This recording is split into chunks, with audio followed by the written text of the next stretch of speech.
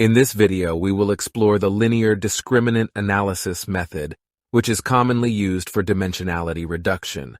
We'll take a look at how LDA is applied. We'll then proceed to implement it using coding, using the iris dataset. LDA has a significant connection with PCA, Principal Component Analysis.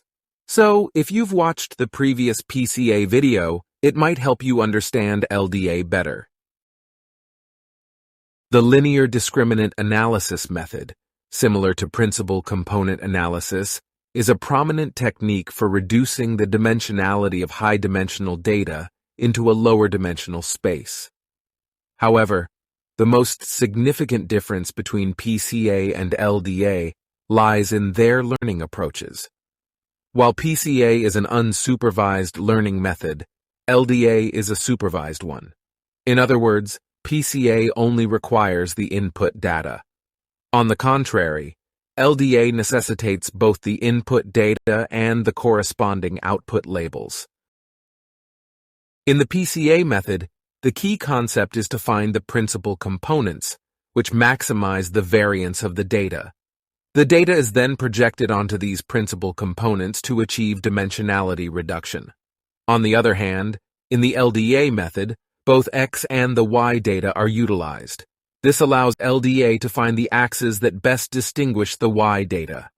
As shown in the diagram here, consider classifying two classes. Which axis, among the left and the bottom axes, do you think provides a better classification? When the data points are projected to the left axis, there's a significant overlap between the two classes. However, when projected onto the bottom axis, the two classes are distinctly separated. The LDA method works by maximizing the distance between each class while keeping the data within each class as compact as possible. When dealing with two classes, LDA aims to maximize the distance between the means of the classes, denoted as M1 and M2. Simultaneously, it seeks to minimize the spread within each class, which is represented by the variance. In other words, LDA strives to maximize the between-class variance, SB, and minimize the within-class variance, SW. This ensures that the classes are well separated while maintaining their internal coherence. In summary, the goal of LDA is to increase the between-class variance, SB, and decrease the within-class variance, SW. This means that when the ratio between SB and SW becomes larger, the ability to distinguish between classes improves.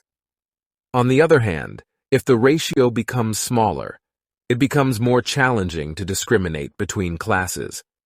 As the ratio of SB to SW increases, the performance of class discrimination improves. In other words, the essence of the LDA method lies in maximizing the ratio of SB to SW. Comparing this to Principal Component Analysis, in PCA, we compute eigenvalues and eigenvectors to find the axes that maximize the variance of the data. The eigenvector corresponding to the largest eigenvalue is chosen as the principal component. Similarly, in the LDA method, we calculate eigenvalues and eigenvectors to find the axis that maximizes the ratio of SB to SW. Once again, the eigenvector associated with the largest eigenvalue is selected. For more detailed information on eigenvalues, eigenvectors, and PCA, you can refer to the previous videos. Alright, now let's move on to implementing linear discriminant analysis using coding with the iris dataset. The Jupyter Notebook file for this code is available on GitHub, so you can download it and run it directly. First, we'll need to import several libraries: NumPy, Pandas, Train Test Split for data splitting, and Min-Max Scaler for normalization. Furthermore, we'll import Matplotlib for creating graphs and the Linear Discriminant Analysis library to perform LDA. To start, we'll load the Excel dataset and store it in the DEF variable. For efficient calculations, we'll convert it into an array format.